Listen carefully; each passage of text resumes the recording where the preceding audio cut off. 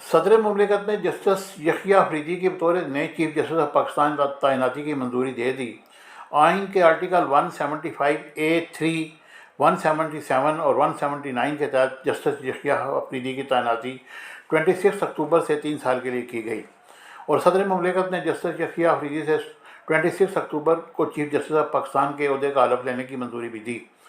اور گزشتہ روز پارلیمان کی خصوصی کمیٹی نے جسٹس یحییٰ آفریدی کو اگلا چیف جسٹس آف پاکستان تعینات کرنے کی سفارش کی تھی۔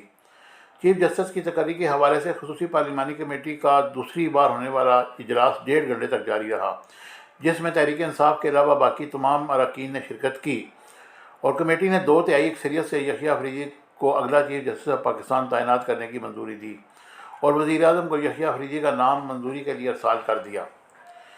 واضح رہے کہ تحریک انصاف نے چیف جسٹس کی تقرری کے معاملے کا بائیکاٹ کیا اور کمیٹی اجلاس میں شرکت سے انکار کیا تھا۔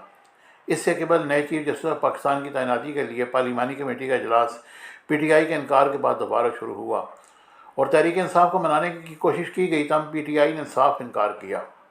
نئے چیف جسٹس آف پاکستان کی تعیناتی کے لیے رجسٹرار سپریم کورٹ نے 3 نام پارلیمانی کمیٹی کو بھیجے تھے، جن میں موسٹ سینئر جسٹس منصور ہیں، اور اس کے بعد جسٹس منیب اور جسٹس یحییٰ آفریدی کے نام شامل تھے۔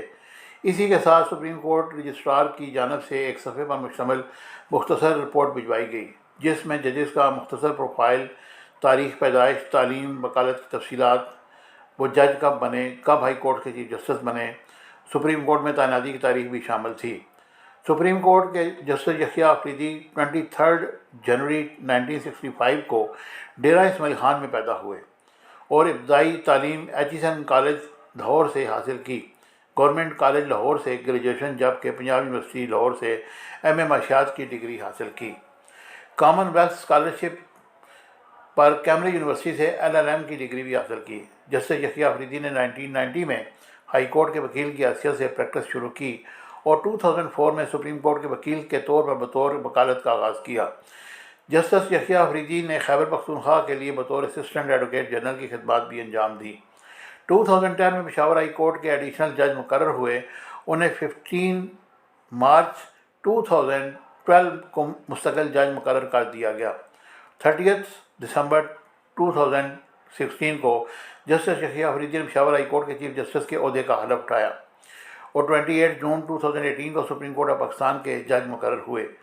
جسٹس یحییٰ آفریدی نے بطور اعلیٰ عدلیہ میں مختلف مقدمات کی سماعت کی، جن میں سنی اطاعت کونسل کی مخصوص نشستوں سے متعلق کیس میں لارجر بینچ کا حصہ رہے، اور کیس سے متعلق فیصلے میں اپنا اختلافی نوٹ بھی تحریر کیا۔ جسٹس یحییٰ آفریدی سابق وزیر اعظم ذوالفقار علی بھٹو کی پھانسی کے خلاف صدارتی ریفرنس پر سپریم کورٹ کے 9 رکنی لارجر بینچ کا حصہ بھی رہے۔ جسٹس یحییٰ آفریدی نے supreme court practice and procedure ordinance 2024 کی 3 رکنی ججز کمیٹی میں شامل ہونے سے معذرت کر لی تھی۔ یہ تھا وہ پروفائل جو جسٹس یحییٰ آفریدی کا تھا۔ مجھے امید ہے کہ میری یہ انفارمیٹیو ویڈیو آپ کو پسند آئے گی۔ چینل کو لائک، شیئر اور سبسکرائب کیجیے گا۔ Thank you very much.